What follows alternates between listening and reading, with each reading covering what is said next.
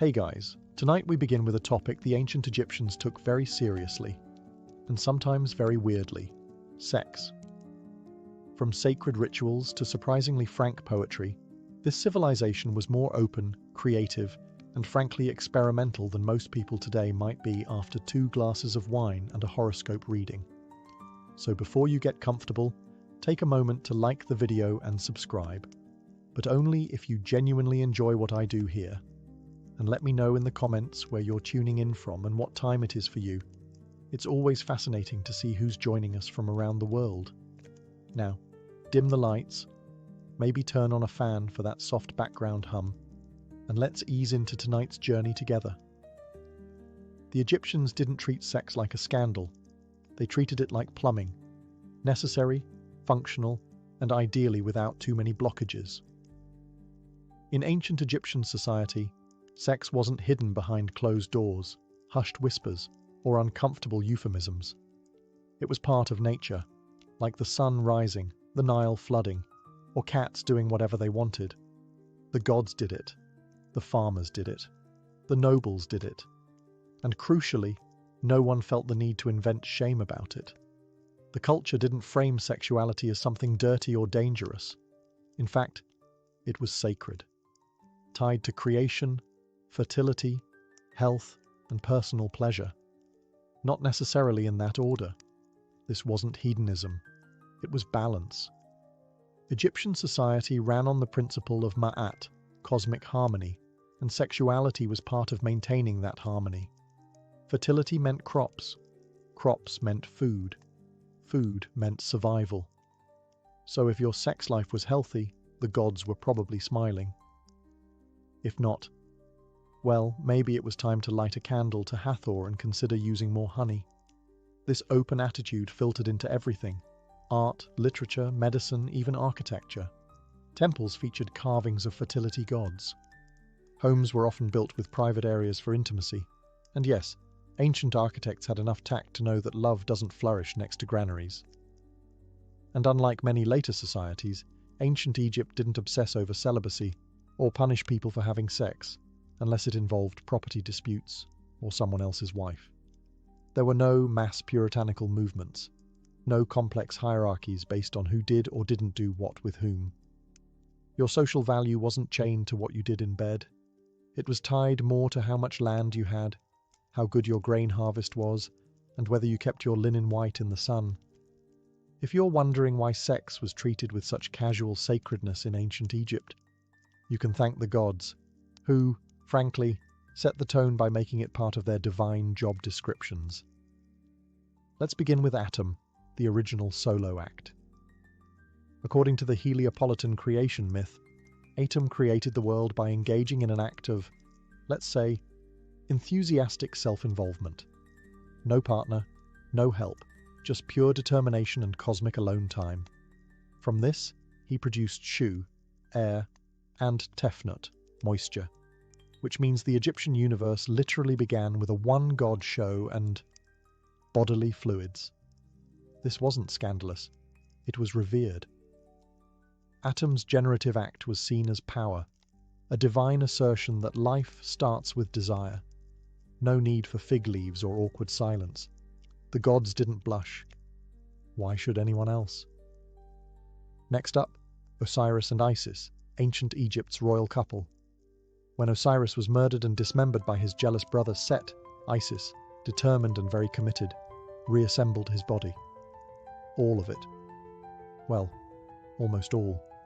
One crucial part was missing. So what did she do? She crafted a substitute phallus, yes, with magic, revived him long enough to conceive Horus, and voila, the divine bloodline continued. That's love. And excellent time management. Then there's Min, the god of fertility and male potency. He was often depicted standing tall in every sense, crowned with lettuce, holding his most recognizable feature proudly in hand. Ancient statues didn't leave much to the imagination. Shrines to Min featured ritual lettuce offerings, symbolizing fertility. And, well, lettuce was kind of their Viagra. Hathor, goddess of love, music, and drunken joy, was another sensual figure. Often nude or semi-nude in depictions, she represented everything pleasurable about human connection: dancing, desire, laughter, and seduction. Festivals in her honor were essentially ancient Tinder with tambourines. Even the sun god Ra had moments of reproductive importance, though usually involving creation through speech or spitting, which is only slightly less weird than Atum's solo performance. The gods modeled sexuality as divine, necessary, and sometimes a little experimental. They didn't separate the sacred from the sensual. They merged them. Not every Egyptian was crafting magical phalluses or offering sacred lettuce to the god of fertility. Most were just normal people with normal relationships, trying to find time for intimacy between feeding the livestock and avoiding crocodiles. Unlike their more dramatic gods and occasionally incestuous royalty, the average Egyptian's love life was pretty down to earth. If you were a farmer, a potter, or a linen worker, chances are your romantic endeavours revolved around who lived nearby, who made good beer, and who still had all their teeth by age 30. Standards, but reasonable. Relationships were built on shared labour, shared meals, and ideally, shared affection. Couples slept in the same bed, raised children together, and even snuck the occasional love note onto a potsherd. Yes, literal shards of pottery with messages like, "I dream of your beauty by night." That's ancient texting, folks. Sex wasn't regulated by priests or political decrees. As long as it was consensual and not interfering with your work or someone else's marriage contract, it was your business. Privacy might have been limited, walls were thin, and nosy neighbours were eternal, but intimacy was respected. For many couples, physical affection wasn't hidden. Tomb paintings sometimes showed husbands and wives touching tenderly, holding hands, or standing face to face, and not in the "this is purely ceremonial" kind of way. These were people who genuinely valued connection. The Egyptians also understood timing. Fertility mattered, a lot.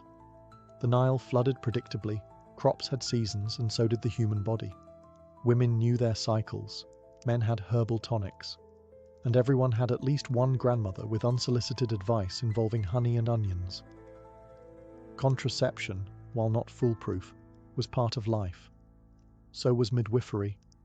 There were even pregnancy tests involving barley and emmer seeds. If they sprouted after being peed on, congratulations. If not, maybe next year. And if things didn't work out romantically, divorce was possible. No trials, no public shaming. Just a split of property and a return to separate bread ovens. If you're imagining ancient Egyptian weddings with veils, bouquets, and uncomfortable uncles doing the crocodile dance, you might want to scale it back. A lot. The truth is, in ancient Egypt, getting married was delightfully low effort. All you needed was a house, some bread, and mutual tolerance. A shared bed didn't hurt either. There was no ceremony, no priest, no registry office, no 47-plate catering menu with chicken, lamb, or divine mystery stew.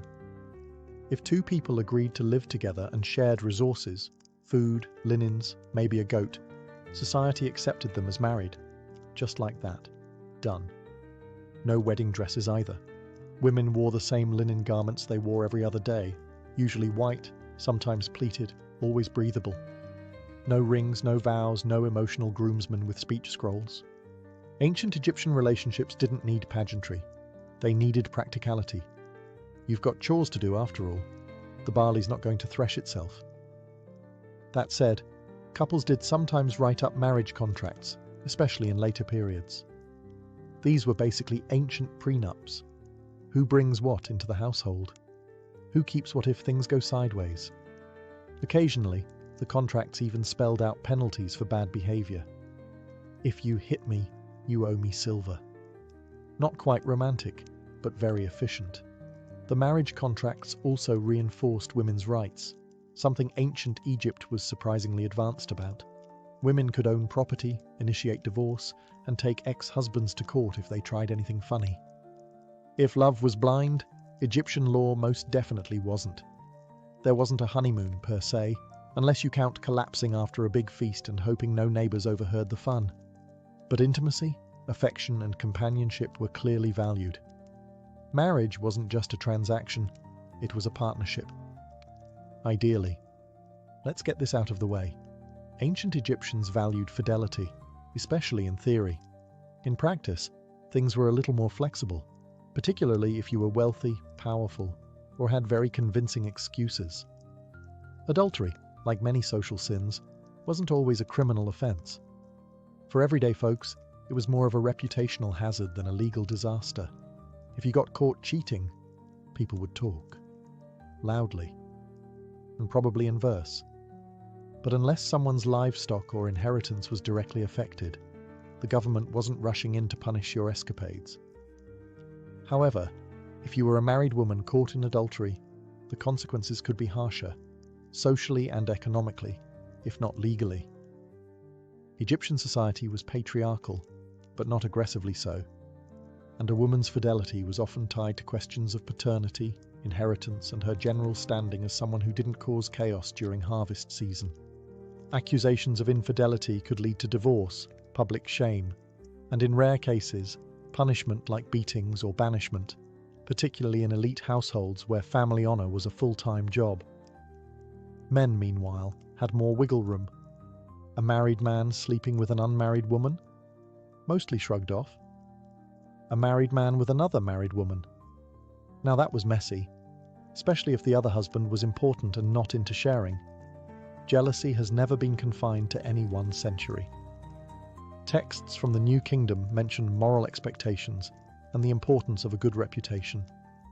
In some stories, adulterers are described as foolish or dishonorable, while others suggest that a man who sleeps with another man's wife will have a tragic fate, usually involving curses, impotence, or angry gods with jackal heads. Still, the absence of strict laws against adultery in most periods is telling. The Egyptians didn't feel the need to legislate every affair. They relied more on shame, gossip, and the occasional passive-aggressive song lyric. It worked about as well as you'd expect. If a marriage broke down due to infidelity, the divorce process wasn't overly complicated.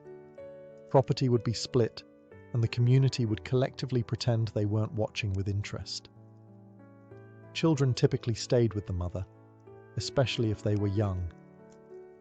If your first reaction to hearing that Egyptian pharaohs married their sisters is a horrified, "Wait, what?" You're not alone. Most modern humans respond the same way. But in ancient Egypt, sibling marriage among royalty wasn't just tolerated, it was expected. Romantic?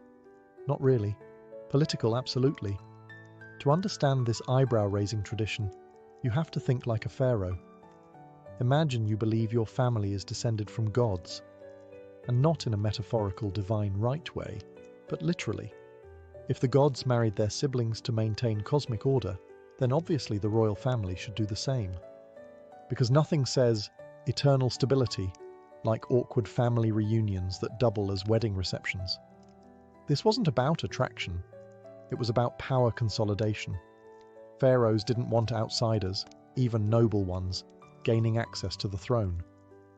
Marrying a sister or half-sister kept the bloodline pure and the assets in-house.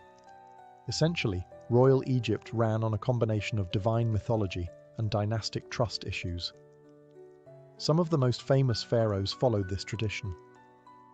Tutankhamun, for example, was born from a brother-sister union, a fact confirmed by modern DNA analysis. And spoiler alert, it didn't turn out great. Tut had numerous congenital issues, including a clubfoot and a fragile immune system, which might suggest that repeating the family tree too many times comes with consequences. Meanwhile, commoners were not partaking in this trend. Most regular Egyptians married outside their immediate families like sane, functioning people. Cousin marriage occasionally happened in rural areas, but brother-sister unions were strictly for the folks with gold masks and burial boats. Even among royals, the practice could cause problems. When Cleopatra, yes, that Cleopatra, took the throne, she technically married her brothers, plural, as per custom, but she ruled largely alone and later aligned herself with men like Julius Caesar and Mark Antony, who were not, thankfully, related to her. To us, the whole concept seems bizarre, and yes, medically unwise. But to the ancient Egyptian elite, it was simply tradition wrapped in God-complex logic. Divine bloodlines had to stay divine, even if it meant sacrificing variety in the royal gene pool. If you assume all ancient Egyptian art was solemn statues, stiff postures, and endless profile views, you're technically right, unless you've seen the Turin erotic papyrus. Then you realize, oh, they had jokes and very detailed anatomy. While Egyptian art is mostly known for its restraint, stoic pharaohs, serene gods, perfectly symmetrical profile faces, the culture wasn't immune to cheekiness. Sex, after all, wasn't taboo. So occasionally, the artist stopped carving falcons and started sketching something a bit more animated. The most infamous example is that Turin papyrus, now tucked away in an Italian museum like a naughty secret. It's believed to date to around 1150 BCE, and it contains explicit scenes, not vague mythological winks. We're talking graphic illustrations of men and women, including one gentleman balancing acrobatically on amphorae, which is either symbolic or just showing off.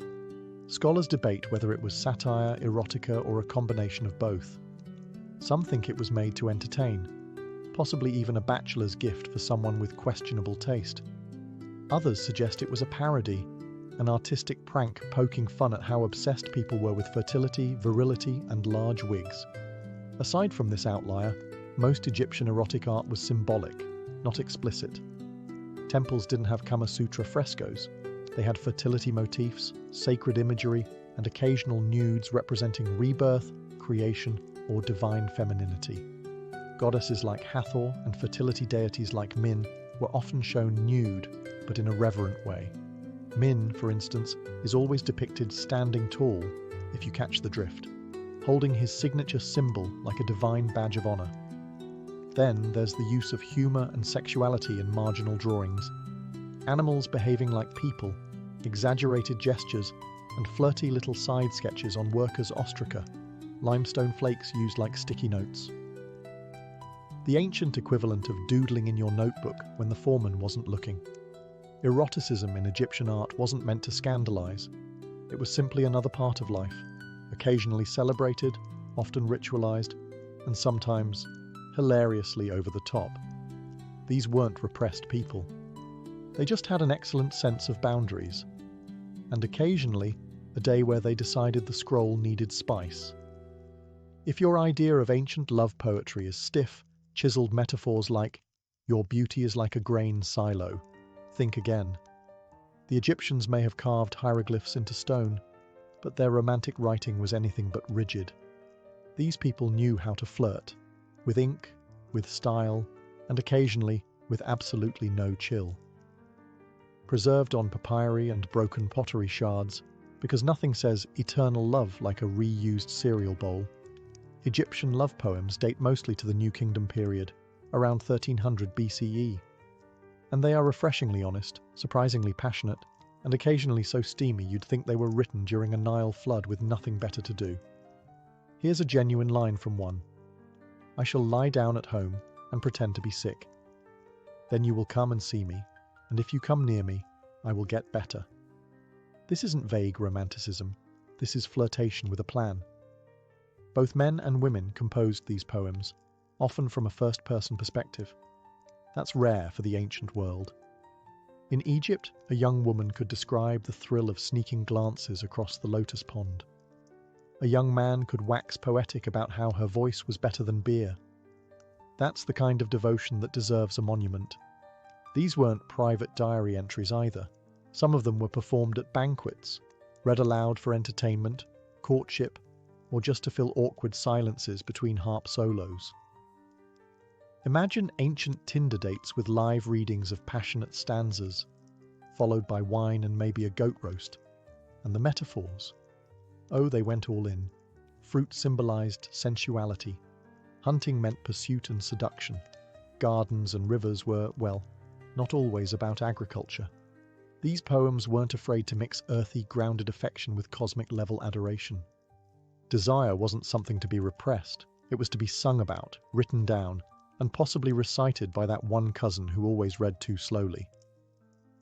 When you think of aphrodisiacs, you probably imagine oysters, chocolate, or wine, not salad.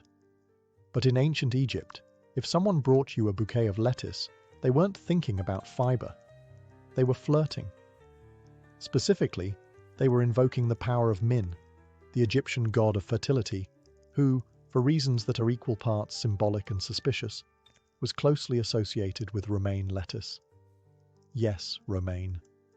Not just your average Caesar garnish. This stuff was sacred. The reason? Well, unlike the floppy-leafed varieties we toss in sad lunch bowls today, Egyptian lettuce stood upright and oozed a milky white sap when cut.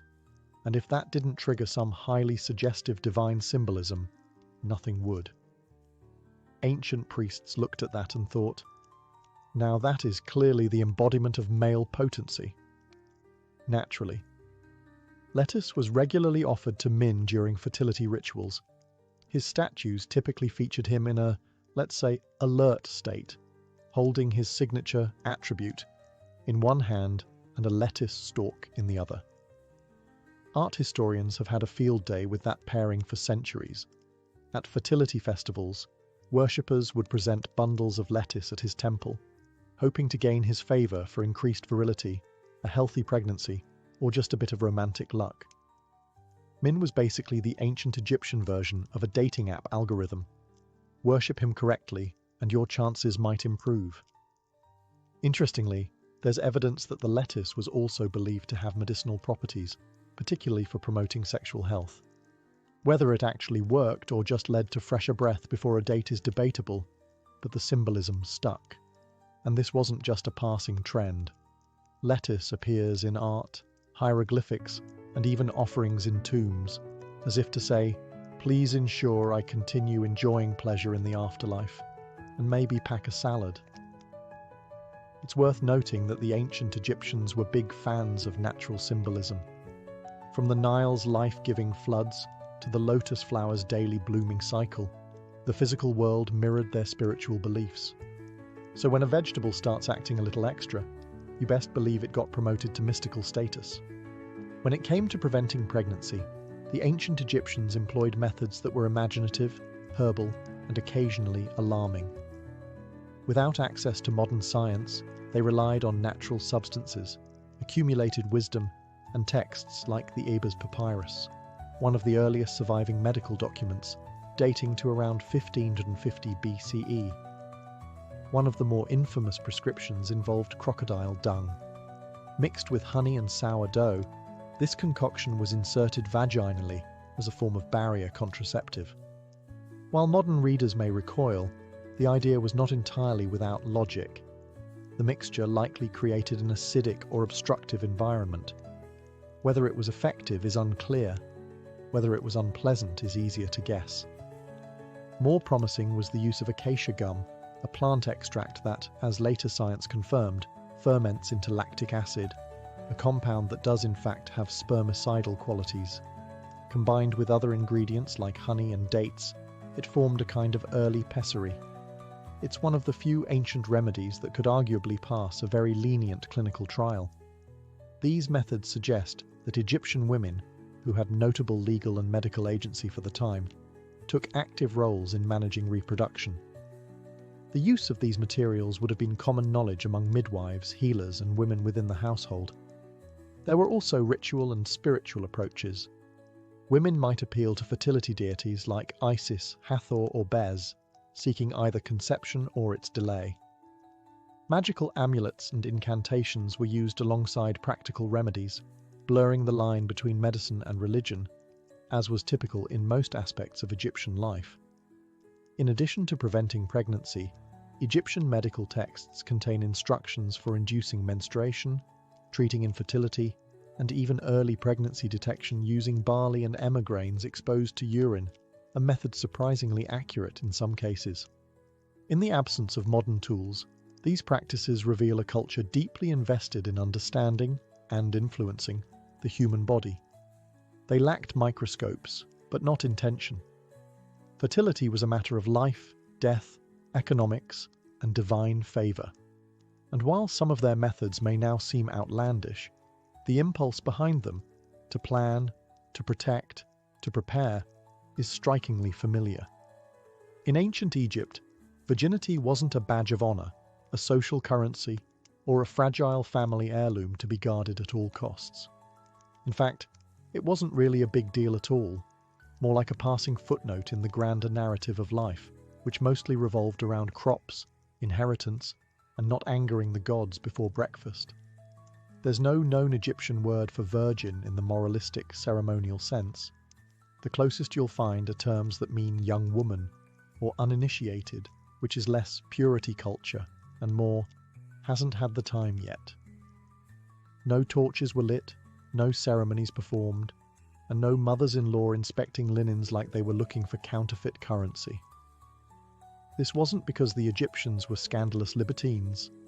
It's just that they had a far more functional approach to sex. It was seen as part of life, like eating bread or avoiding hippos. Important, yes. Sacred sometimes. But nothing that required a purity certificate stamped by a temple priest. For women, value came from things like fertility, loyalty, and whether she could run a household without the roof catching fire. Her sexual history? Mostly her business. Marriage wasn't about sealing a chaste deal. It was about forming a reliable alliance that could ideally survive tax season and plagues. Of course, modesty existed. People didn't walk around advertising their conquests on papyrus scrolls, but the kind of ritual obsession with virginity found in later societies just didn't materialize here. No cloistering, no dowries based on moral performance, no uncles making awkward speeches about virtue. Even Egyptian religion offered little support for the whole purity panic. The goddess Hathor, patron of love, music, and wine, was openly sensual and extremely unbothered by anyone's opinions. The gods were far too busy managing creation and cosmic balance to weigh in on who had done what, when, and with whom. In the end, virginity in ancient Egypt was treated for what it is, a temporary condition, not a lifelong resume. And frankly, they seemed more concerned with who could bake good bread and whether your father had a reliable roof to offer. Because when you live in a desert surrounded by crocodiles, you learn pretty quickly what really matters and what absolutely doesn't. Ancient Egyptian society didn't publish rainbow flags or hold parades, but it also didn't seem particularly troubled by the existence of same-sex relationships. There were no official laws condemning them, no public stonings, and, most tellingly, no frenzied temple sermons about the end of civilization brought on by two men sharing a bedroll. In short, they noticed, but didn't panic. The most discussed example is that of Nyankhnum and Khnumhotep, two high-ranking officials buried together in a shared tomb at Saqqara. Their tomb features intimate artwork, the pair embracing, touching noses, a gesture equivalent to a kiss, and generally behaving like a couple whose biggest argument was probably about linen colours. The inscriptions refer to them as overseers of the manicurists, which sounds innocuous until you realise they were clearly close enough to be buried as one household unit. Were they lovers? Roommates with exceptional boundaries? Brothers unusually fond of holding hands? Scholars still debate, but the visual language leans heavily in favour of a romantic, or at least deeply affectionate bond. And the fact that their tomb exists, beautifully decorated, publicly visible, suggests that nobody was outraged. They were important, respected, and apparently allowed to be themselves, even in death. Egyptian texts and mythology also leave space for fluidity. Some deities, like Hapi, god of the Nile, are depicted as intersex or androgynous. Others take on dual roles or switch genders in mythological tales without causing divine HR complaints. The gods, it seems, were not limited by human categories, and neither were the people invoking them. That said, there's no evidence of organised same-sex marriages or political recognition of same-gender unions. Egyptians were pragmatic. If a relationship produced heirs and property stability, great. If it didn't, well, that was your household's business. Intimacy, as always, was treated with a curious mix of privacy and normalcy. And while male same-sex relations are more visible in the records, female ones are almost completely absent, not because they didn't happen, but because Egyptian scribes had a frustrating habit of ignoring what women did when no men were around. In ancient Egypt, having children wasn't just desirable. It was a social expectation, a spiritual duty, and, if you were lucky, a way to ensure someone would refill your tomb offerings long after you were gone. So when a couple struggled to conceive, it wasn't brushed aside. It was investigated, medically, magically, and sometimes both in the same afternoon. The ancient Egyptians approached infertility with characteristic pragmatism. Their medical papyri, particularly the Kahun gynecological papyrus, dating to around 1800 BCE, include detailed diagnoses, treatments, and methods for evaluating female fertility. There were instructions for examining cervical mucus, monitoring cycles, and even a primitive pregnancy test involving urinating on barley and emmer wheat. If the grains sprouted, congratulations, your household was about to get louder. If not, the next step might involve inserting herbal mixtures, fumigating the womb, yes really, or appealing to higher powers. Because in Egypt, if medicine didn't work, magic was always available and often recommended. Amulets played a central role. Symbols of Hathor, Isis, Bez, or Taweret, the hippo-shaped protector of childbirth, were worn, carried, or placed under pillows. Spells were recited. Figurines were buried or cradled. One text suggests that to conceive, a woman should drink a concoction of ground dates, honey, and carob while reciting a protective charm. Not FDA approved, but deeply heartfelt. Men, of course, weren't off the hook, though far fewer papyri bother to question their reproductive contributions. In cases of persistent infertility, a man might be told to undergo purification rituals, consult a priest, or, in less official advice, simply try harder. And because this was Egypt, cosmic order, Ma'at, was always part of the equation. A childless couple might be seen as unbalanced, or even cursed. But society didn't shun them. It offered remedies, hope, and a few very creative prescriptions. It's worth noting that despite all this effort, Egyptian households weren't necessarily overflowing with children. High infant mortality, disease, and malnutrition kept family sizes smaller than ideal, which only made fertility all the more sacred, and its absence all the more personal. If you think desire fades after death, the ancient Egyptians would like a word, and possibly a carefully carved offering slab. In their worldview, death wasn't an end. It was a continuation of life, ideally with all the comforts, pleasures, and daily routines of the living world, including sex. Funerary texts, tomb inscriptions, and grave goods all suggest that the deceased hoped to carry their appetites into the afterlife, not just for bread and beer, but for love, touch, and intimacy. Because frankly, what's the point of eternal life if it doesn't include a bit of pleasure? Tomb art often depicted couples embracing, holding hands, or standing intimately close, not just for sentiment, but as a spiritual blueprint.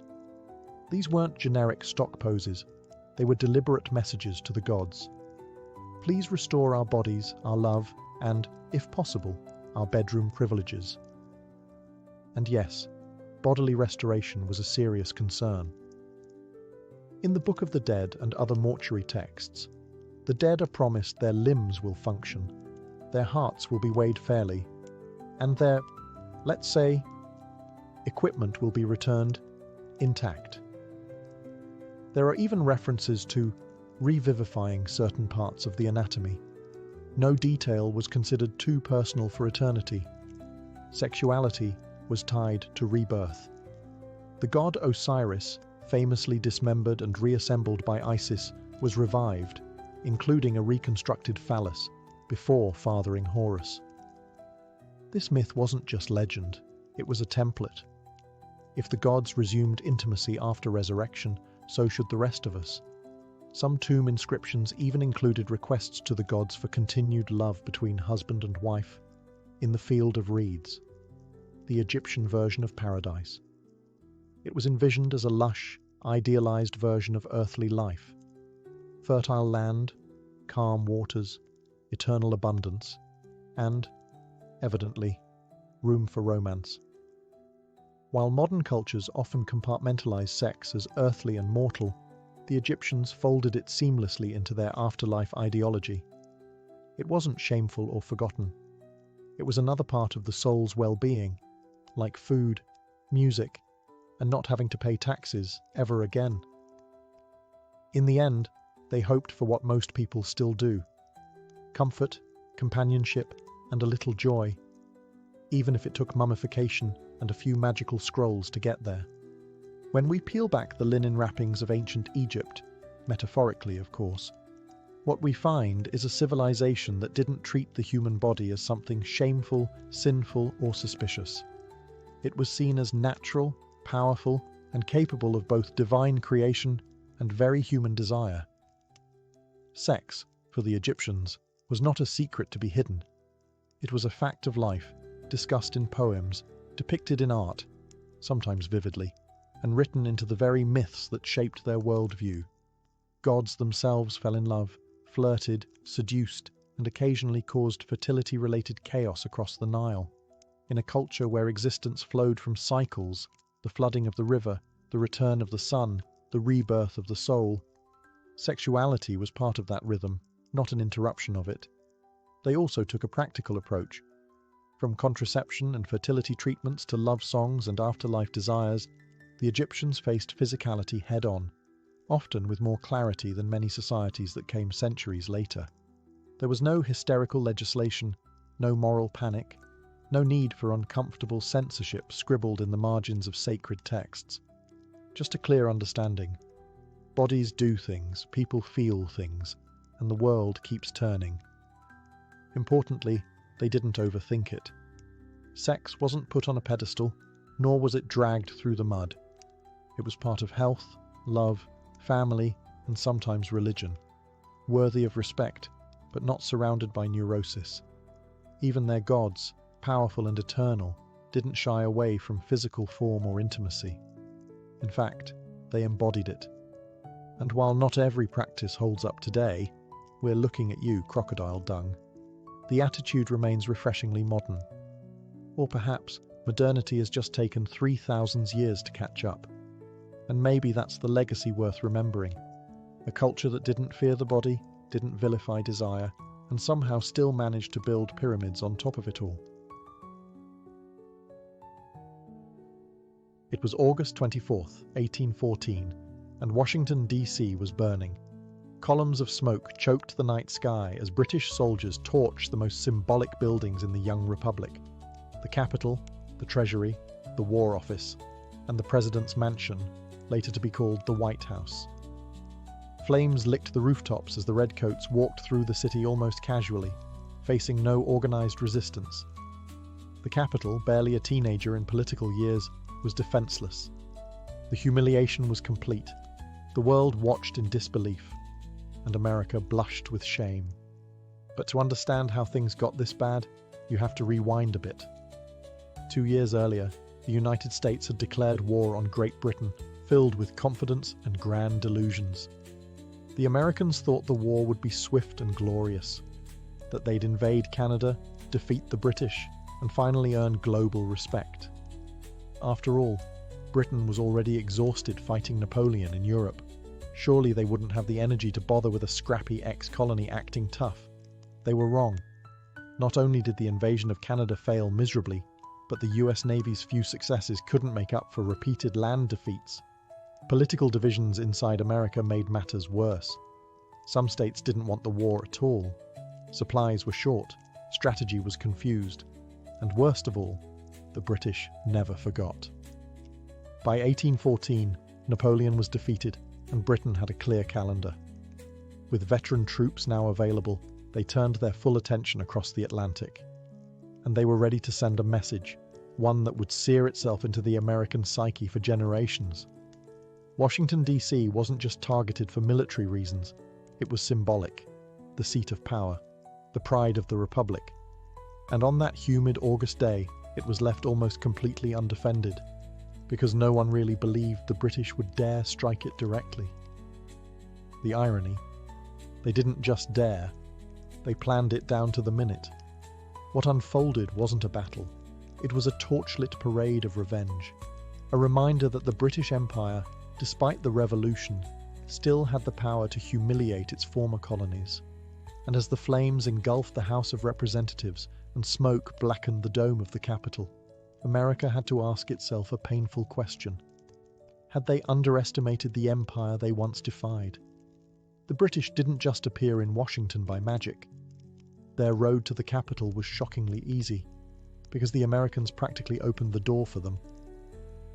Their landing point was Benedict, Maryland, a sleepy town on the Patuxent River. From there, seasoned British Major General Robert Ross led roughly 4,500 troops, many of them veterans fresh from the Napoleonic Wars, on a march toward Washington. And it wasn't a desperate push through enemy territory. No, it was more like a Sunday hike. Why? Because the Americans barely tried to stop them. President James Madison and his government knew the British were coming. They had time. Warnings had come from scouts and even civilians. But bureaucracy, indecision, and just plain wishful thinking led to a sluggish and chaotic defense. Secretary of War John Armstrong Jr., in a moment of genius-level denial, insisted the British wouldn't dare attack Washington. "They'll go for Baltimore," he claimed, repeatedly.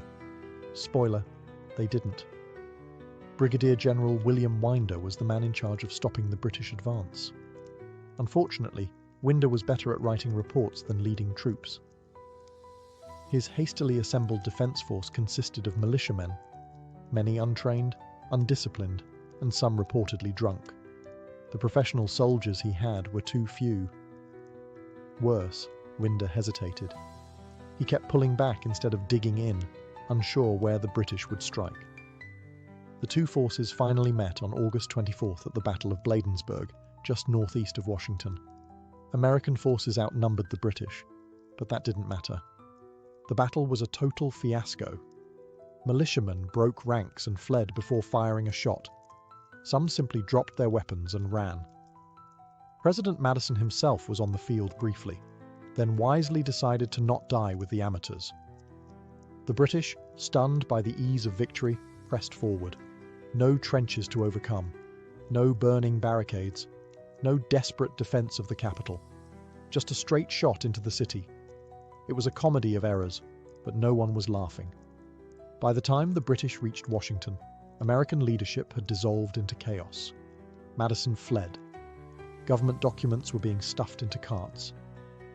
First Lady Dolly Madison, refusing to abandon the White House without dignity, packed up valuables, including Gilbert Stuart's now famous portrait of George Washington. As night fell, the Redcoats marched in, and the match was almost ready to be lit. By the time the British entered Washington, the city was nearly deserted. Politicians had fled. The streets were quiet, eerily so. The only sounds were the boots of British soldiers and the soft crackle of fires already smouldering from earlier skirmishes. Major General Robert Ross and Admiral George Cockburn led their men with clinical precision. No looting, no chaos, just a disciplined mission to make a statement. And what a statement it was. The British troops began with the Capitol building. It was still under construction, but the north and south wings, the chambers of Congress, were complete enough to symbolize the pride and function of the American government. The British set fire to both wings.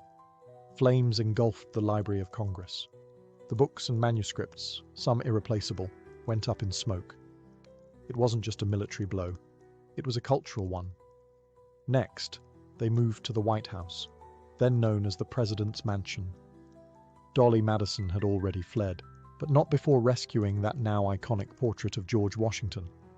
British troops found the building empty, but dinner was laid out on the table, untouched. In what might be history's most awkward meal, British officers sat down and enjoyed the president's dinner before torching the place. They were deliberate, almost ceremonial, in the destruction. Cockburn, who had a personal score to settle with the Americans for mocking him in political cartoons, reportedly made a point of burning the offices of anti-British newspapers and even stood atop the Speaker's chair in the House of Representatives, declaring mockingly, "Shall this harbour of Yankee democracy be burned? Oh yes, it shall." Over the course of 2 days, building after building was put to the torch. The Treasury, the War Department, the Navy Yard, the Arsenal. Even the bridge across the Potomac was burned to prevent counterattacks. Yet despite the thoroughness, some sites were spared. The Patent Office, for instance, was saved because one brave American, William Thornton, convinced the British that it served all mankind, not just the US government. The destruction wasn't random, it was surgical, and it was meant to humiliate. The British weren't trying to conquer Washington, they were trying to shame it. And with each building that collapsed in flames, their message grew louder. This wasn't just a raid, it was a punishment, and the smoke would linger far beyond the ashes. Just as the British settled into their fiery conquest of Washington, something strange happened. The sky darkened, winds picked up. Then came the thunder. A violent, freakish storm, what some later called a hurricane, slammed into the capital. It was as if nature herself had decided the city had suffered enough. Torrential rain poured down, extinguishing many of the fires the British had set. High winds tore roofs off buildings and even lifted cannons off the ground. A British soldier was reportedly crushed by flying debris. The storm grew so intense that British officers began to fear it was a divine judgment, a punishment for burning a defenseless city. And then, almost prophetically, a tornado ripped through the heart of DC. Yes, a literal tornado. It tore through the center of town, flinging carts and debris like matchsticks. Buildings collapsed, trees snapped in half, and British soldiers were thrown to the ground, confused and shaken. The British command, already preparing to leave, took this as a clear sign. Their message had been delivered. To stay longer might be tempting fate. They pulled out of the city the next day, their mission complete and their boots barely dry.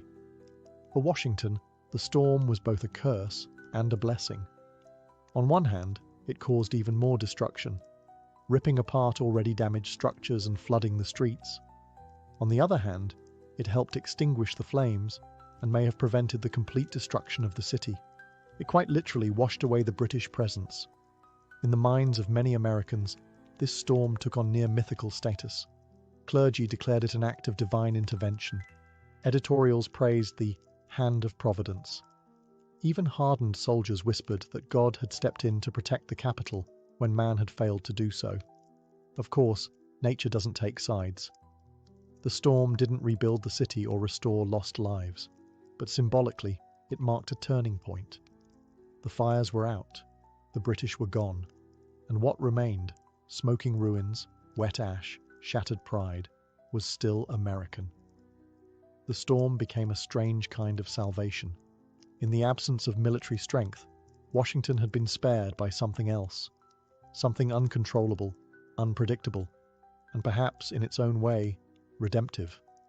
The worst was over, but rebuilding the soul of a nation? That was just beginning. The British had left, the fires were out, the storm had passed. But what they left behind wasn't just ash and rubble, it was psychological devastation. Washington, D.C. lay in ruin. The capital was a blackened shell. The president's mansion was little more than a scorched frame. Government offices were gutted, their contents scattered or destroyed. For many Americans, especially those in the capital, the destruction felt like a second revolution. Except this time, it was the enemy who marched through triumphantly. The nation faced a haunting question. Should Washington remain the capital? Many believed it was over. The argument seemed logical. Washington had always been a compromise, built in a swampy patch of nowhere to appease southern states. Now, after being embarrassed and burned to the ground, it looked like a failed experiment. Some in Congress pushed for relocation. Philadelphia, New York, or even Baltimore could serve better. Cities with actual defenses, cities with dignity intact. But others pushed back. Among them was a determined President James Madison. Despite fleeing the city during the attack, he returned quickly, vowing not to let the humiliation stand. He was joined by his wife, Dolly, who had become a symbol of grace under fire for her rescue of national treasures. Together, they insisted that the city would rise again. Rebuilding was slow, funds were tight, morale was worse. Congress convened in temporary quarters, first at the Patent Office, then later in a makeshift brick building known as the Old Brick Capitol. Every session reminded lawmakers of what had been lost, but the burning of Washington had sparked something unexpected: resolve. Ordinary citizens, craftsmen and laborers joined in efforts to restore the city. Brick by brick, the Capitol rose again. Architect Benjamin Henry Latrobe returned to oversee the restoration. His designs included improvements, stronger materials, grander visions. The president's mansion too was rebuilt, eventually being whitewashed to hide the burn marks. That's how it earned its now famous nickname, the White House. Rather than being abandoned, Washington became a symbol of American tenacity, a reminder that even in the face of utter humiliation, a republic could endure and rebuild. And while scars remained, both visible and emotional, they hardened into resolve. Washington wasn't going anywhere, because the true capital of a nation isn't just in buildings, it's in belief. The burning of Washington wasn't just a blow to architecture, it was a blow to the national ego. Up until that moment, many Americans had viewed the War of 1812 as a misguided sideshow, a political miscalculation wrapped in patriotic noise. But when British troops torched the heart of the Republic, the country snapped awake. Panic gripped citizens up and down the East Coast. If the capital could fall so easily, what city was safe? Baltimore? Philadelphia? Even New York? Suddenly the war felt very real, very close, and very dangerous. Public opinion, once divided, began to harden. The old Federalist arguments that the war was unnecessary and poorly managed began to seem almost treasonous. Even critics of President Madison now had to admit that the time for squabbling was over. The country had been slapped across the face and it needed to respond. Militias were called up, local defenses were reinforced. Baltimore, in particular, braced for what many assumed would be the next British target. Citizens dug trenches, built fortifications, and readied their harbour guns. The British had lit a fire, not just in the buildings of Washington, but in the hearts of Americans. But it wasn't just fear that spread, it was defiance. Newspapers printed fiery editorials calling for revenge. Preachers thundered from pulpits about divine justice. Artists created stirring images of Dolly Madison and burning buildings, turning catastrophe into a kind of folk heroism. Out of the ashes, a story began to form, not of defeat, but of resilience. It was a strange transformation. The loss of the capital could have crushed morale, but instead, it ignited a nationwide sense of unity. There was shame, yes, but also a desire to prove that the United States was not just a flimsy experiment in democracy, that it could take a punch and still stand. President Madison, once a cautious and often unpopular leader, began to grow in stature. He had stood by his ruined capital, vowing to rebuild, and that image, of a battered but resolute republic, resonated deeply. The British had hoped to humiliate. Instead, they galvanized. The war wasn't over, but America had finally begun fighting it not just with muskets, but with meaning. If Washington was the slap, Baltimore was the punchback. Just weeks after burning the capital, British forces set their sights on Baltimore, a major port city and home to privateers who had been harassing British shipping. Confident after their success in Washington, the British assumed Baltimore would fall just as easily. They were wrong. By the time the Redcoats approached in mid-September 1814, Baltimore was ready. Local citizens, laborers, and even enslaved people had worked day and night to fortify the city. More than 10,000 volunteers dug trenches, built earthen walls, and armed Fort McHenry with heavy cannons. This wasn't going to be another walkover. The British strategy was a classic two-pronged assault, a land attack from the east and a naval bombardment from the Patapsco River. But from the beginning, things went sideways. General Robert Ross, the same man who had marched triumphantly into Washington, was killed early in the land battle by American sharpshooters. His death dealt a blow to British morale and left their command structure scrambling. Meanwhile, at sea, the British fleet began a 25-hour bombardment of Fort McHenry. Rockets streaked across the sky. Bombs exploded over the fort all night long. But the defenders held firm. They refused to surrender, even as the fort trembled under fire. And then came the morning of September 14th. As the smoke cleared and silence returned to the harbour, the British expected to see a white flag. Instead, they saw something else. A massive American flag flying defiantly over the fort's ramparts. That flag, stitched by Mary Pickersgill, was 30 feet tall, waving in the morning breeze like a middle finger to empire. On a British ship, watching all of this, was an American lawyer named Francis Scott Key.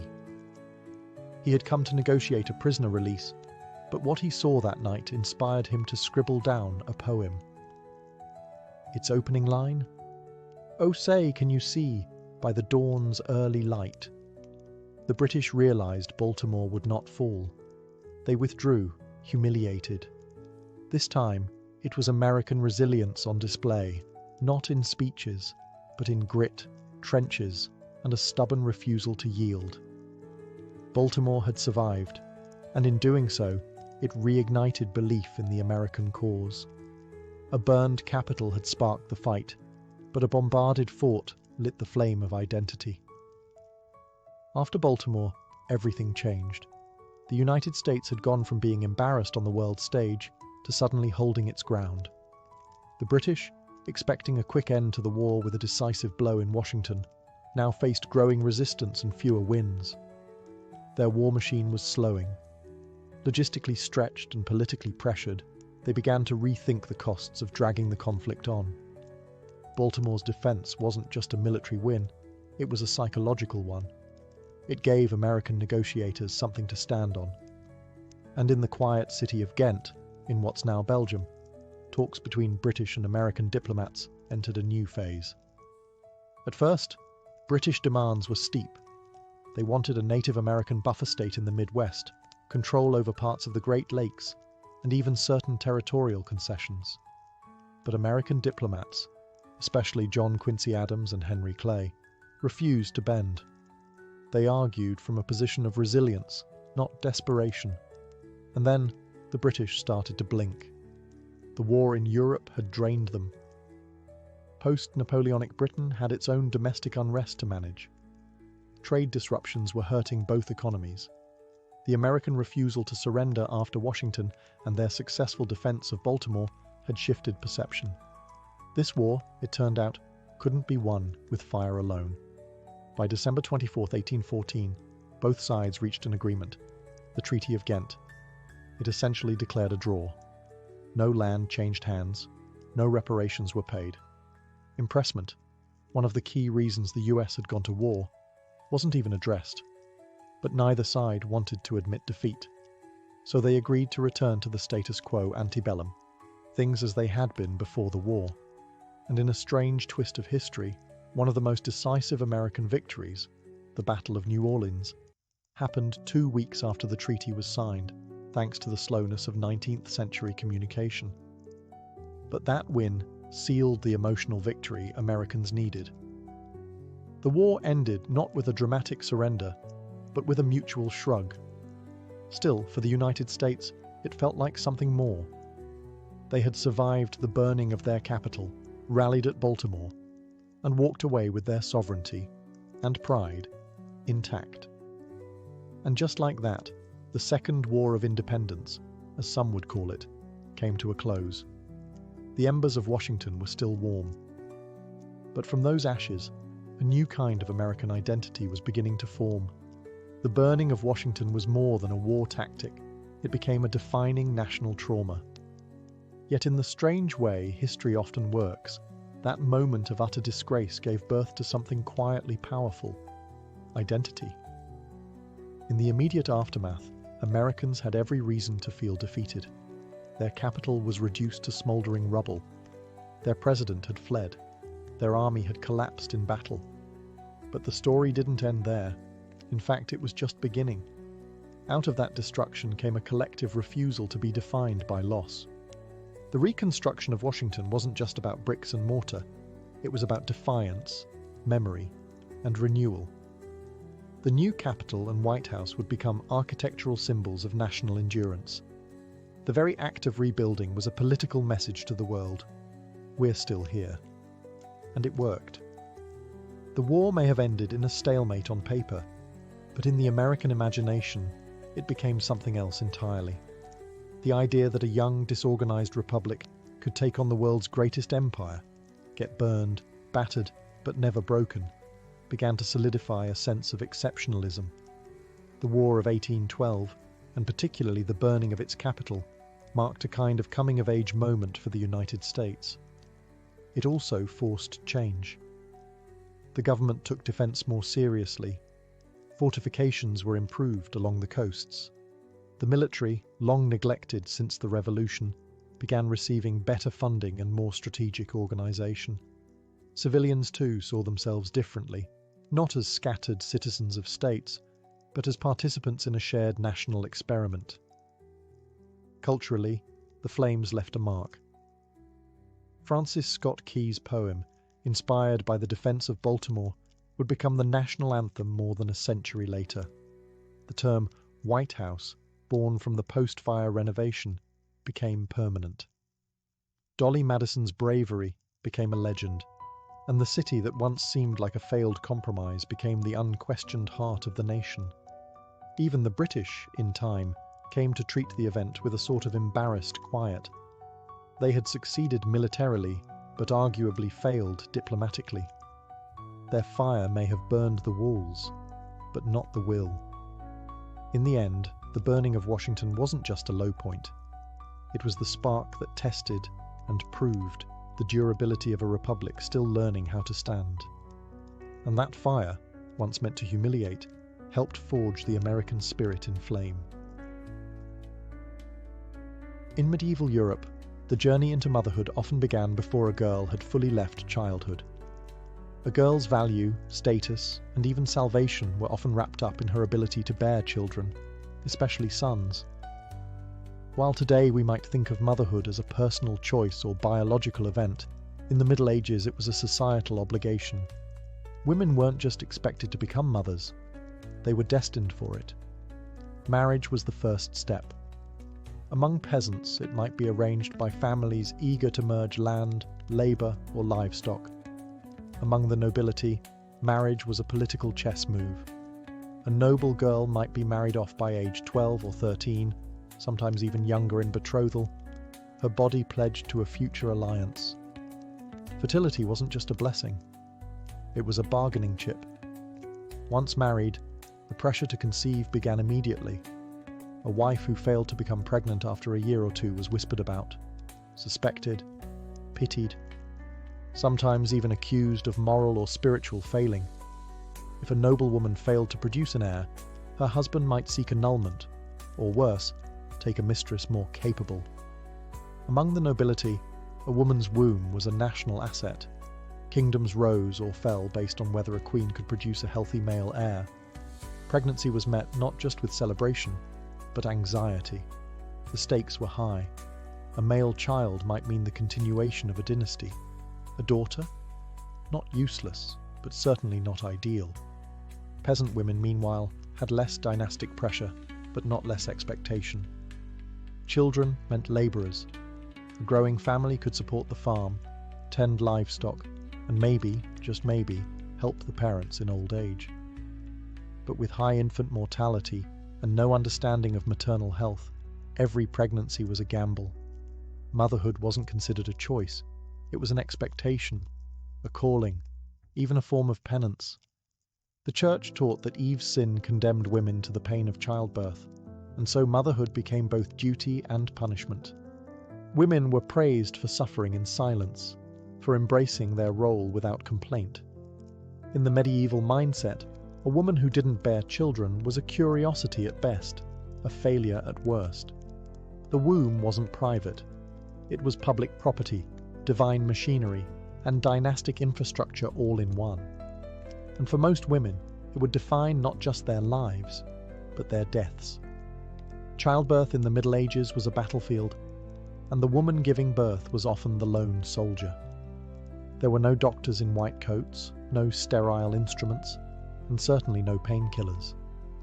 Instead, there were dimly lit rooms, wooden stools, herbal tinctures, whispered prayers, and an ever-present fear that this birth might be her last. Labour usually took place at home. Rich or poor, most women gave birth surrounded by other women.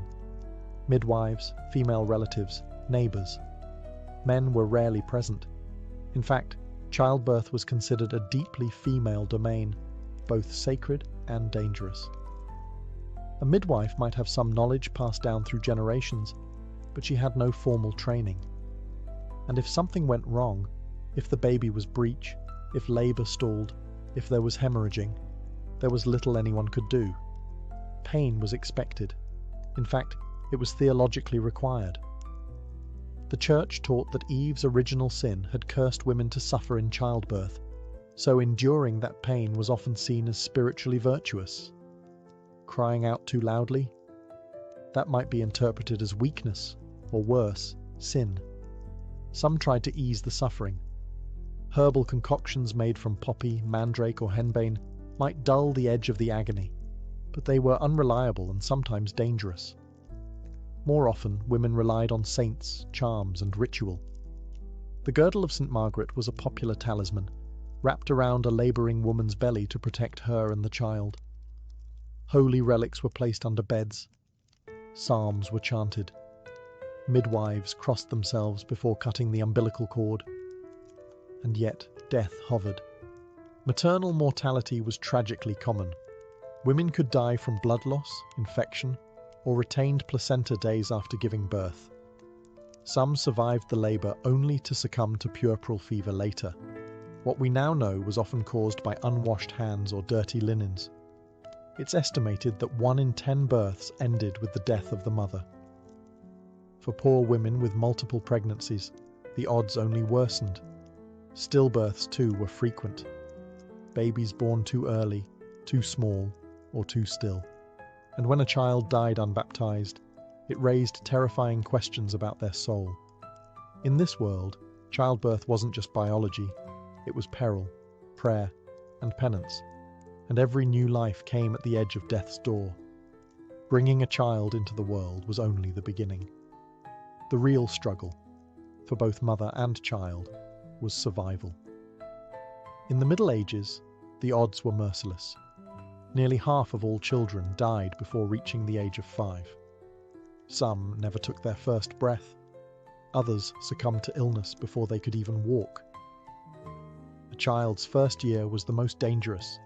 Fevers, infections, and malnutrition were ruthless killers, and medical understanding was virtually non-existent. Peasant mothers bore the brunt of this reality. Living in cramped homes with dirt floors, surrounded by animals, and drinking water from contaminated wells, they fought a daily war against disease. Diarrhea, respiratory infections, and tetanus were common causes of death. There were no antibiotics, no vaccines, and certainly no hospitals. Even a mild fever could spiral into tragedy. Noble women had cleaner surroundings and better access to food, but they were not immune. Disease didn't care about titles. Plague, smallpox, measles. They took royal and commoner alike. In fact, high birth rates among the nobility weren't just about producing heirs. They were about statistical survival. Having one son wasn't enough. You needed backups. This brutal reality shaped how mothers viewed their children, especially in the early years. It wasn't uncommon for parents to delay naming a child until they passed infancy. Some mothers resisted forming strong attachments right away, not out of coldness, but out of necessity. Grief was a familiar visitor. To bury one child was tragedy. To bury several was routine. Yet love still existed. Fierce, aching, desperate love. We see it in letters, in wills, in prayers scrawled in the margins of manuscripts. We see it in the way mothers would walk miles to find healing herbs or bring a priest for a deathbed baptism. They didn't just mourn their children. They fought for them, with everything they had. The emotional toll was enormous. There were no therapists, no mourning leave, no grief counsellors. A mother might lose a baby on Monday and return to her chores on Tuesday. The fields needed ploughing. The fire needed stoking. Life moved forward, whether your heart was ready or not. In medieval motherhood, hope and heartbreak lived side by side. Every birth was a miracle. Every survival, a small defiance against the crushing odds. For noble women, motherhood wasn't just personal, it was political. A noble woman's womb was an asset of the crown, a vessel for alliances, dynasties, and succession plans. Her pregnancies were tracked with more intensity than most medieval wars. And every child, especially a son, was a strategic victory or a public failure. The pressure was immense. From the moment of marriage, a noble woman's sole duty was to produce heirs. Not just any children, legitimate, healthy, male children.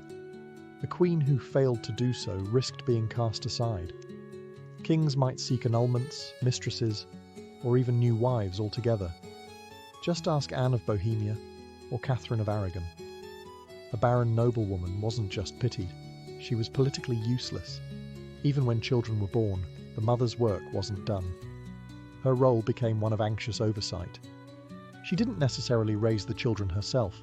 Wet nurses, governesses, and tutors were typically responsible for daily care. But she was expected to manage their education, secure their futures, and guard their reputations like a hawk. Mothers of future kings often endured endless court gossip, factional intrigue, and manipulation.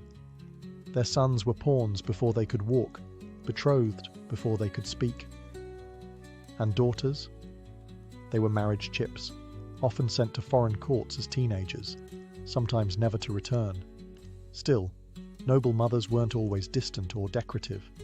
Some wielded enormous influence through their children. Eleanor of Aquitaine didn't just birth kings, she advised them, corrected them, and in one case, rebelled against one. Margaret of Anjou led armies to defend her son's throne. Isabella of France orchestrated the deposition of her husband in her son's name. These were not passive mothers. These were political operatives disguised in velvet and lace. Motherhood also came with heartbreak, stillbirths, disease, assassinations, and exile. Royal children were far from safe. The higher the rank, the deadlier the game. Emotionally, noble mothers lived in constant tension. They had status, but not always agency. Love for their children was real, but often tangled with duty. They were expected to sacrifice their bodies, their privacy, and even their maternal instincts for the good of their house. If noble women bore the weight of dynasties, peasant mothers carried the full burden of survival, raw, relentless, and unromantic. For the medieval peasant woman, motherhood wasn't a stage of life, it was life itself. It began young, ended late, and rarely offered rest in between. These women typically married in their mid-teens and were pregnant almost constantly through their 20s and 30s. With no access to reliable birth control, and with the church staunchly condemning any form of contraception, pregnancy was a near constant state.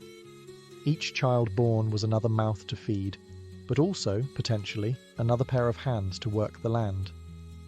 Peasant women gave birth at home. No doctors, no clean linens, and no privacy. A neighbour midwife might assist, or not. Some women gave birth alone in barns or fields, returned to labouring within hours, and hoped not to bleed out under the sky. Death during or after childbirth wasn't uncommon, and no one issued apologies for it.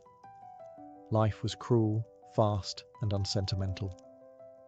Child-rearing began the moment the umbilical cord was cut. There was no such thing as maternity leave.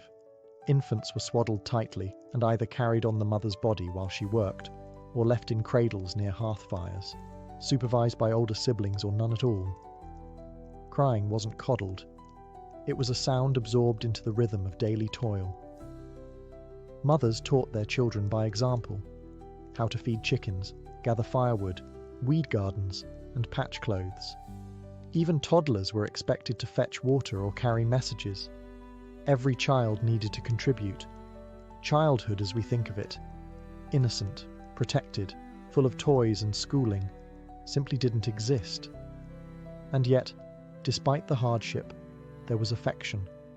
Mothers sang lullabies, braided their daughters' hair, whispered prayers as they tucked children beside them on shared straw beds. Love was expressed through food, through warmth, through sacrifice. A mother giving her portion of bread to a hungry child, a mother walking barefoot so her son could wear her only pair of shoes to church. Peasant motherhood was a masterclass in endurance. These women carried not just babies, but burdens, firewood, expectations, and loss. Their backs bent with the weight of a world that never paused, even when they buried a child. And still, they kept going.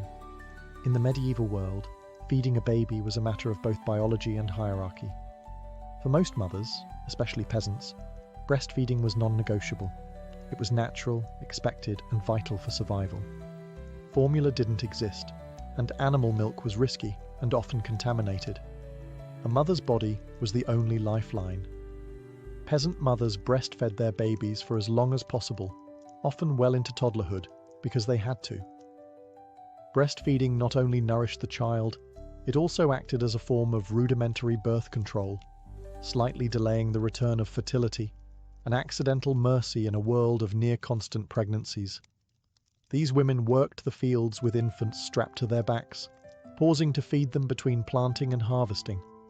But in noble households, the rules changed. For upper-class women, breastfeeding was often considered beneath their station, physically draining, emotionally inconvenient, and culturally unfitting for a lady of refinement. Enter the wet nurse. These were lower-class women, selected for their health and milk supply, who were paid to breastfeed noble infants full-time. They often lived with the child and formed deep maternal bonds, sometimes stronger than the one between mother and child. The Church had mixed feelings about this. Some theologians worried that a child nursed by a morally impure woman might absorb her sins.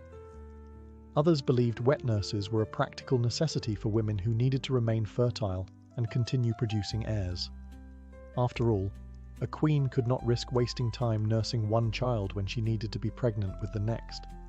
Infant care itself was harsh by modern standards. Swaddling was nearly universal. Babies were wrapped tightly in cloth to straighten their limbs and train them not to move too much. Diapers existed, but were often reused rags or moss-lined cloth, changed infrequently. Baths were rare. Teething was treated with charms or folk remedies. Cribs were hard, if they existed at all. Babies often shared a bed with their parents, increasing the risk of accidental smothering. Sickness struck quickly. Remedies ranged from herbal infusions to prayers to saints. And if a child died, especially in infancy, some believed it was God's will, or worse, punishment for the mother's sins. Still, mothers did what they could. They rocked, soothed, fed, and sang lullabies in languages long lost. Love found its way, even in the mud and shadows of medieval life. In medieval Europe, motherhood wasn't just physical labor, it was spiritual labor too. The Church had a firm grip on the experience of pregnancy, birth, and parenting. Everything from conception to burial was soaked in religious meaning, and a mother's soul was always under scrutiny. Before childbirth, women often turned to saints for protection. Saint Margaret of Antioch was especially popular among expectant mothers. Legend claimed she could protect them during labor because she herself had once emerged unscathed from the belly of a dragon. Her prayers were recited, her image worn on tokens, her name whispered during contractions. Childbirth, in the eyes of the church, was tainted by sin. Thanks to the story of Eve, women were told that pain in labor was punishment for humanity's original fall. So, even in the most joyful moment, the birth of a child, a mother was reminded of her innate guilt. And if she died in childbirth without confession, she risked spiritual peril. Once the baby was born, baptism became the next urgent step. The fear of limbo was real. If a child died before being baptized, many believed their soul would be denied heaven. Midwives were sometimes authorized to perform emergency baptisms if a baby was too sick to wait for a priest. The idea of eternal damnation for a newborn was horrifying, but not uncommon in medieval theology. Superstition filled in where doctrine left gaps. Mothers tied charms to cradles, hung herbs above doorways, or drew protective symbols in ashes on the floor. The evil eye, malevolent fairies, and demonic spirits were all blamed for sickly babies or miscarriages. Some mothers whispered secret names for their children to confuse spirits who might come to steal them away. The church also had control over how women were reintegrated into society after birth. The churching ceremony, usually held about 40 days after delivery, was a kind of ritual purification. Until then, a mother was considered spiritually unclean and was expected to stay out of public worship. The ceremony was meant to bless and welcome her back, but it was also a subtle rebuke. Childbirth, though necessary, left a stain. Despite the harsh theology, many mothers found comfort in faith. Prayer was protection, ritual was reassurance, and hope lived somewhere between the Psalms and the pain. Once a child survived infancy, the next phase of medieval motherhood began, shaping a human who could survive in a brutal world. And this meant discipline, hard truths, and often early separation. For peasant mothers, education wasn't about books, it was about survival skills. From the moment a child could walk, they were expected to contribute. Girls helped gather firewood, feed chickens, and carry water. Boys learned to tend animals, swing tools, and follow behind their fathers in the fields. Mothers were the first teachers, showing their children how to knead dough, spin wool, or patch a worn tunic. The lessons were practical, immediate, and passed down like heirlooms. Discipline was stern, but not necessarily cruel. In a world where disobedience could mean death, a wandering child might drown in a well or be kicked by a horse. Strictness was a form of love. Corporal punishment was common, but so were rewards. A warm meal, a kiss on the forehead, a song by the hearth. Affection and correction often went hand in hand. Among the nobility, education took a different shape. Boys were sent off to train as pages or squires, often before they turned 10. Girls were sometimes placed in convents or noble households to learn etiquette, embroidery, and the finer points of courtly behaviour. For noble mothers, this meant letting go of their children early, sometimes never to raise them at all. That didn't mean they didn't care. Letters from noble women reveal deep concern for their children's health, marriages, and reputations. A noble mother might not tuck her child in every night, but she was often behind the scenes, arranging their futures like a chess master. Still, the emotional toll of separation was real. Children might be raised by strangers, nursed by others, and married off by 15. A mother might hear of her child's death via messenger, or not at all. And yet, medieval mothers found ways to stay connected. Through prayers, through keepsakes, through traditions. They passed down songs, names, and customs, embedding themselves in their children's lives, whether near or far. Medieval motherhood wasn't about holding on. It was about preparing to let go, early, often, and without guarantee. Medieval mothers rarely left written records. They didn't pen diaries or publish books, but their fingerprints are everywhere, in the lullabies that survived, the traditions passed down, the prayers carved into chapel walls, and the bones of the children they raised against all odds. Their love didn't look like ours. There were no baby showers, no ultrasound photos on the wall. Affection was quiet, practical, and often masked by the need to stay emotionally guarded. After all, when so many children died young, to love deeply was to risk devastation. And yet, mothers did love, fiercely, patiently, and without pause. We find traces of that love in the margins of medieval texts, where a woman scribbled her lost child's name beside a prayer. In letters from queens begging for news of their children, in the battered shoes left on graves, in folk tales where mothers trade their lives for their children's safety. These weren't symbols of weakness, they were acts of defiance in a world constantly testing maternal strength. Loss was a constant companion. Stillbirths, fevers, plagues, war. A mother could raise 10 children and bury 6. Mourning was private, often silent, yet carried for a lifetime. Grief wasn't always spoken, but it was never absent. And still they endured. They endured childbirth with no medicine. They endured the shame of barrenness and the pain of losing child after child. They endured the church's scrutiny, society's demands, and their own body's limits. Some endured violence from husbands, others endured exile, poverty, or starvation. But through it all, they nurtured, protected, taught, and, most miraculously, hoped. Their legacy isn't written in stone monuments, but in generations that followed. They are the unnamed ancestors who fed us, clothed us, and somehow made it all work. They built the foundations of family and survival, even when the odds said they shouldn't have. Medieval motherhood wasn't saintly, and it wasn't soft. It was tough, complicated, heartbreaking, and brave. It was sometimes joyful, often tragic, always vital. In every sense, these women were the silent architects of the medieval world, and though history rarely carved their names into its walls, their labour-shaped kingdoms, their choices moulded futures, and their sacrifices echo into us, long after the cradles were emptied and the prayers faded. Long before we ever glimpsed the moons of Jupiter or the rings of Saturn, humanity stared up at the night sky with wonder and very limited tools.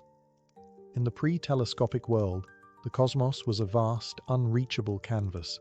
People tracked stars, plotted planets, and marked the seasons, but they did it all with the naked eye. And that eye, remarkable as it is, has limits.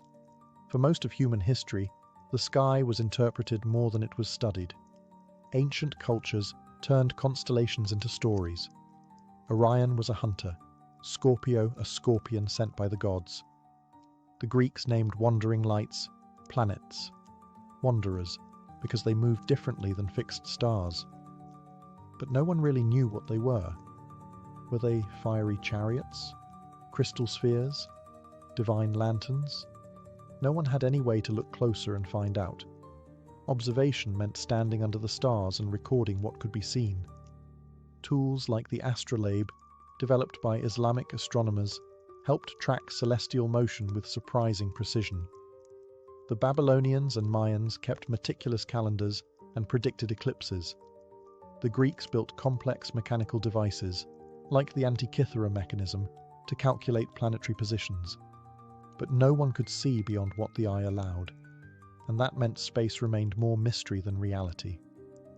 The idea of magnifying vision was, at best, a curiosity.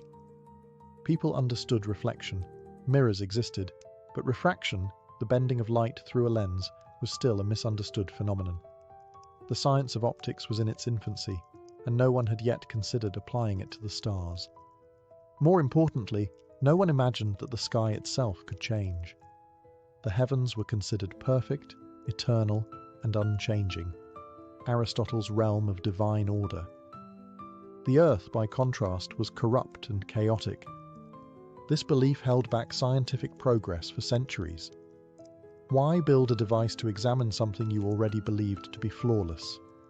And yet, the need was there, buried in the questions humanity kept asking. What are the stars made of? Why do some lights move and others don't? Is Earth truly at the center of everything? all of those questions floated unanswered above a world that had no way to peer beyond its boundaries. No way, until glassmakers, tinkerers, and one curious Dutchman changed everything. Long before anyone dreamed of peering into the stars, ancient people were already bending light, just not intentionally. In fact, the earliest lenses were likely accidents. Transparent crystals like quartz or beryl could naturally magnify objects when shaped just right. These stones, polished and rounded by hand or nature, would occasionally reveal something curious. Objects looked larger when seen through them. To our ancestors, it must have seemed like magic. By the first millennium BCE, the Assyrians had crafted what we now call the Nimrud lens, a piece of rock crystal possibly used to magnify or focus light. Its exact purpose is debated. Was it part of a scientific tool or just decorative? Regardless, it proves one thing: humans had started to notice that light could be manipulated. Fast forward to ancient Rome, where reading stones appeared, hemispherical pieces of glass placed directly on texts to enlarge the letters beneath. They were the precursors to magnifying glasses and a direct link in the evolutionary chain of optics. These tools didn't explore the sky, but they gave humanity a hint: sight could be enhanced. Yet the real leap came not in Rome, but in the Islamic Golden Age. In the 10th and 11th centuries, a polymath named Ibn al-Haytham, known in the West as Alhazen, revolutionized the study of light. He wasn't building telescopes, but his work laid down the theory of how they would one day work. Alhazen conducted experiments with glass, mirrors, and water to understand how light traveled and bent. He proposed that vision wasn't sent out from the eyes, as many believed, but rather that light entered the eyes. An insight so obvious today it's hard to believe it was once controversial. His Book of Optics laid out principles of refraction and reflection, defining the science of light centuries before Europe would rediscover it. Though these thinkers never applied their theories to the stars, they built the intellectual scaffolding needed for future inventors. Their writings, once translated into Latin, spread through medieval Europe, setting the stage for the explosive optical experimentation of the Renaissance. By the 13th century, the science of optics had quietly crept into everyday life, not through astronomy, but through a far more personal issue: bad eyesight. In the bustling workshops of Italy, particularly around Venice, glassmakers began crafting lenses to help aging monks and scholars read their manuscripts. The result? Spectacles. The earliest spectacles appeared around 1285, likely in Pisa or Venice. They were simple, convex lenses framed in wood or metal, designed to sit precariously on the nose. There were no temples, no arms to hook behind the ears. Users simply pinched them into place or held them up by hand. But the effect was revolutionary. For the first time, people could fight back against fading vision.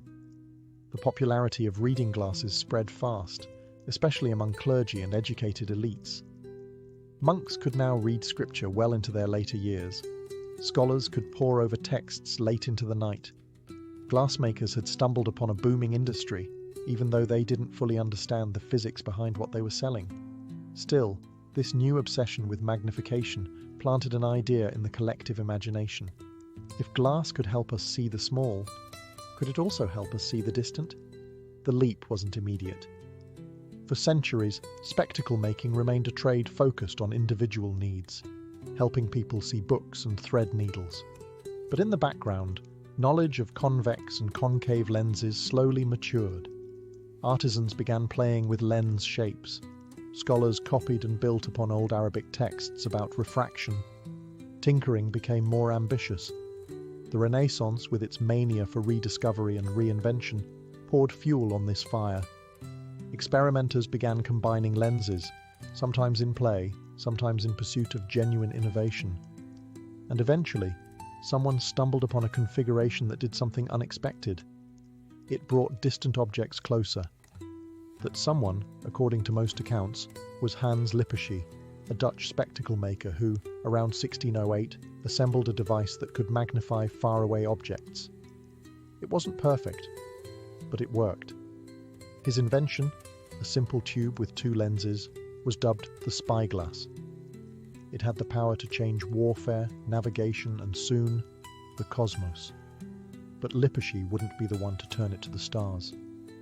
That would take a different kind of mind, part scientist, part showman, and entirely unafraid to challenge the heavens.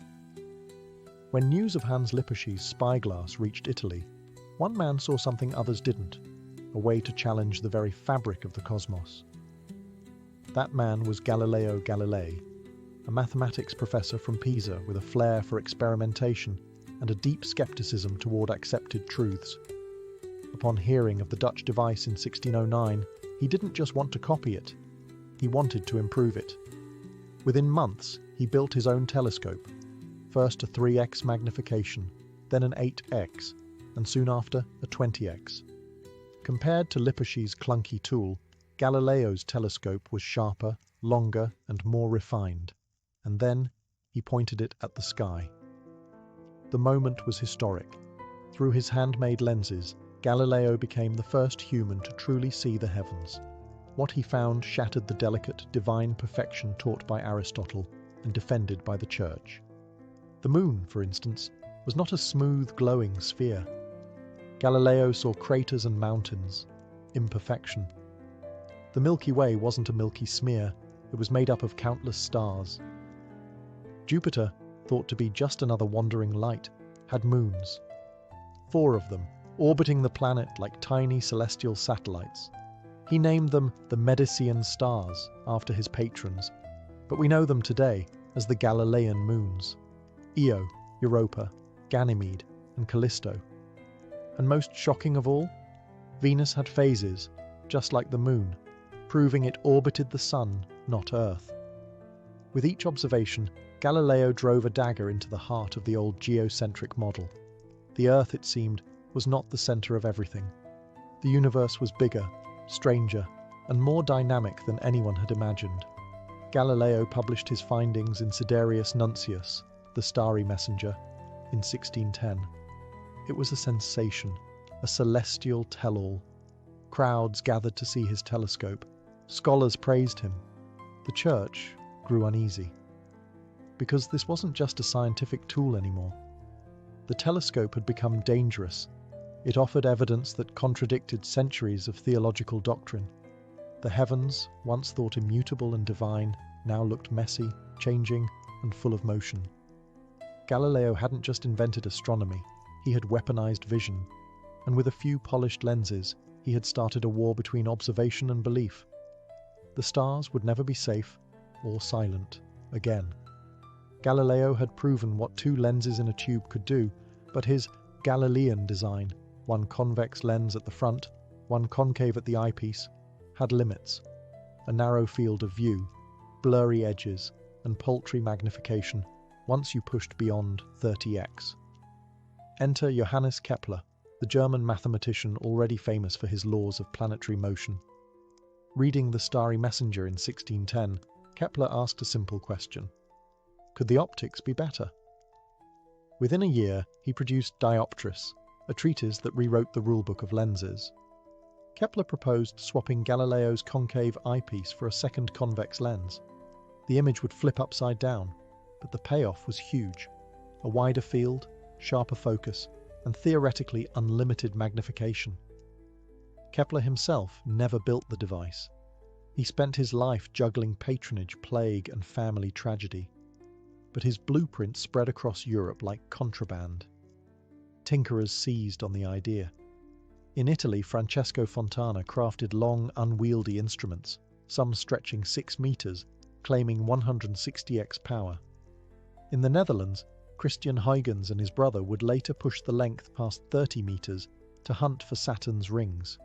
But the first verified Keplerian telescopes appeared in the 1630s, likely built by the Jesuit astronomer Christoph Scheiner.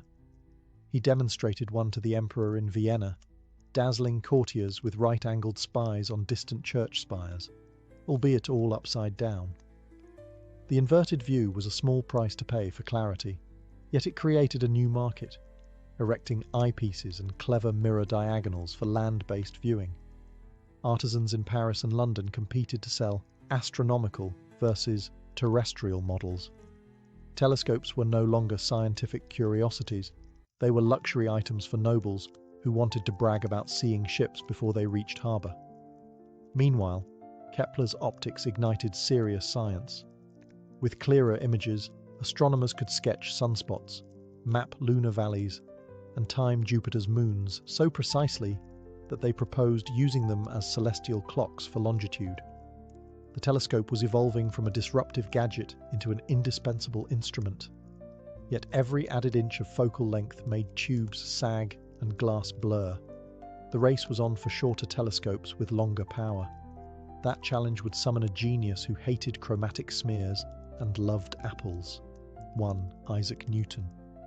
The arms race of vision was far from over. It was only changing shape. By the mid-1600s, the refracting telescope had stretched to absurd proportions. In pursuit of better magnification, astronomers were building scopes longer than houses, some over 100 feet long, just to tame a frustrating flaw: chromatic aberration. This was the rainbow-colored smudge that bled around bright objects. As light passed through curved lenses, colors split like a prism, creating blurry halos. No matter how carefully a lens was shaped, the colors refused to behave. Enter Isaac Newton, a man who not only understood the problem, but also refused to tolerate it. Newton, already famed for calculus and gravity, turned his razor-sharp intellect to optics. His solution? Stop using lenses altogether. In 1668, Newton introduced something radical: the reflecting telescope. Instead of bending light through glass, he used a curved mirror to collect and focus it. Mirrors didn't split light into rainbows. They didn't need to be hundreds of feet long. And best of all, they could be short, powerful, and precise. Newton's design used a concave primary mirror at the bottom of the tube, which reflected light to a flat diagonal mirror, then into the eyepiece mounted on the side. It looked nothing like Galileo's spyglass, but it worked. The image was crisp, clear, and most importantly, free of color distortion. At first, Newton kept his invention quiet. He wasn't a fan of public drama, but by 1672, he presented the telescope to the Royal Society, and it caused a stir. Here was a compact instrument with better performance than refractors many times its size. Observers could now study Jupiter's belts, Saturn's rings, and the rugged lunar surface with stunning detail, and from a backyard, not a cathedral rooftop. Still, the reflecting telescope came with its own challenges. Making a perfectly parabolic mirror was difficult. Early versions used polished metal, which tarnished quickly and had to be repolished constantly. But the core idea was revolutionary, and its potential undeniable. Newton's invention didn't replace refractors overnight, but it cracked the telescope wide open. Astronomers now had two competing paths: lenses or mirrors. And as mirror technology improved, Newton's quiet rebellion would reshape the very architecture of astronomy. The universe hadn't changed, but the way we saw it just took a leap forward. By the 18th century, telescopes had escaped the hands of individual tinkerers and entered the age of national pride, royal funding, and scientific ambition. The telescope was no longer just a clever invention. It was now a weapon in the battle to understand the universe. And across Europe, astronomers were wielding it like never before. One name towers above this era: William Herschel. A German-born musician turned self-taught astronomer, Herschel moved to England and became obsessed with the night sky. With the help of his brilliant sister, Caroline Herschel, he began building massive reflecting telescopes in his backyard, melting metal, casting mirrors, grinding lenses by hand. One of his designs reached over 40 feet long, with a 4-foot-wide mirror. It was the largest telescope in the world at the time, and with it, he made history. In 1781, Herschel discovered Uranus, the first new planet found since ancient times. It shook the foundations of astronomy. Suddenly, the solar system was bigger than anyone had imagined. Herschel didn't stop there. He charted thousands of stars catalogued nebulae, and coined the term galaxy. He speculated that some of the fuzzy clouds seen through his telescope might be entire island universes, far beyond our own. Caroline, meanwhile, became a respected astronomer in her own right. She discovered several comets, refined star charts, and published groundbreaking catalogues, working tirelessly beside her brother in the observatory. Elsewhere, the telescope was also helping scientists crack long-standing puzzles. Astronomers used it to track transits of Venus, calculating the Earth's distance from the Sun. Telescopic measurements improved celestial navigation, allowing ships to traverse oceans with far greater precision. Naval empires quite literally depended on the sky. And while Newton's reflectors remained elite instruments, achromatic refractors, which reduced chromatic aberration using special lens combinations, were now commercially available. Opticians like John Dolland refined lenses to sharpen the image without the rainbow smears, offering the best of both worlds, clarity and color correction. Observatories were being built across Europe, Paris, Berlin, Greenwich. Astronomy became institutionalized. Telescopes sat not just in scholars' attics, but in towers, domes, and royal estates. They had become symbols of enlightenment and empire. This was the golden age of stargazing, when the telescope wasn't just expanding our view, but our very place in the cosmos. As the 19th century dawned, the telescope entered its industrial phase. What began as handmade tubes of brass and glass now became precision-engineered instruments of steel, bronze, and cast iron. The sky, once mapped by candlelight, was now being charted by the rising might of factories, railroads, and empire. The biggest shift? Size. Telescopes were getting enormous. In Ireland, a wealthy astronomer named William Parsons, the third Earl of Ross, constructed what was then the largest telescope on Earth. Completed in 1845, the Leviathan of Parsonstown boasted a mirror 6 feet in diameter and a tube 50 feet long. Suspended between two massive masonry walls, it looked more like a siege weapon than a scientific instrument. But it worked. With it, Parsons observed the swirling structure of what was then called the Whirlpool Nebula, now known as M51, and made one of the first sketches resembling a spiral galaxy. He had no way of knowing how far away it truly was, but the drawing alone hinted that the universe might be full of systems like our own, far beyond the Milky Way. Meanwhile, other observatories sprang up in France, Russia, and America. Astronomers were no longer lone geniuses in cloaks, but salaried researchers with assistants, budgets, and government grants. Telescopes began moving westward, toward drier air, clearer skies, and higher altitudes. One of the most famous was the Lick Observatory in California, built atop Mount Hamilton in 1888. It housed the largest refracting telescope ever constructed, with a 36-inch objective lens. Not to be outdone, the Yerkes Observatory in Wisconsin followed in 1897 with an even longer refractor, still the biggest of its kind to this day. But refractors were nearing their limit. Lenses sagged under their own weight. Glass this big couldn't be perfectly cast or supported. The future, once again, pointed to mirrors. Engineers began experimenting with silver-coated glass, lighter and easier to maintain than Newton's old metal mirrors. Reflectors, once overshadowed by their lens-based cousins, were making a comeback. At the same time, photography entered the equation. For the first time, telescopes weren't just for viewing the heavens, they could record them. Astronomers began capturing long-exposure images of stars, nebulae, and planets, seeing deeper than ever before. The age of observation was ending. The age of data had begun. As the 20th century unfolded, the telescope transformed from a tool of vision into a machine of revelation. No longer limited to what the eye could see, telescopes began collecting data across the entire electromagnetic spectrum, unlocking secrets the visible light had always hidden from us. The revolution began atop Mount Wilson in California, where George Ellery Hale spearheaded the creation of the Hooker telescope, completed in 1917. With a 100-inch mirror, it was the most powerful telescope of its time. And into that mirror stared a young astronomer named Edwin Hubble. In the 1920s, Hubble used the Hooker to peer into the Andromeda Nebula. What he discovered changed everything. Andromeda wasn't a cloud within our galaxy. It was a galaxy itself.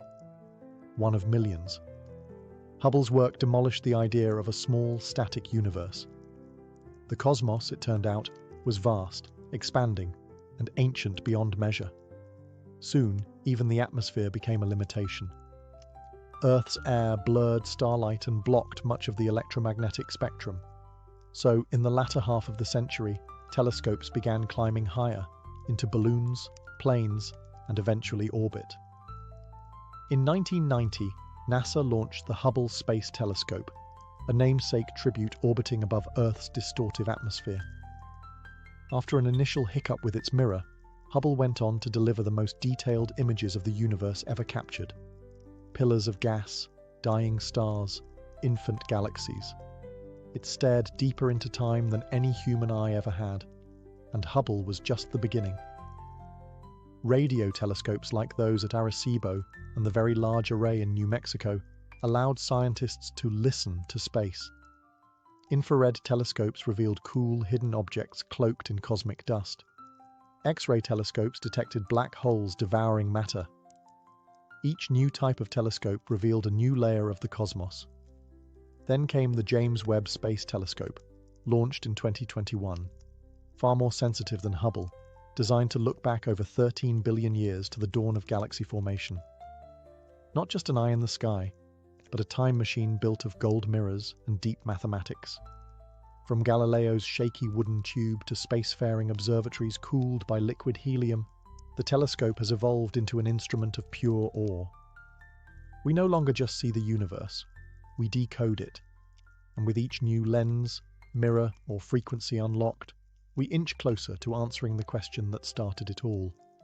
What else is out there?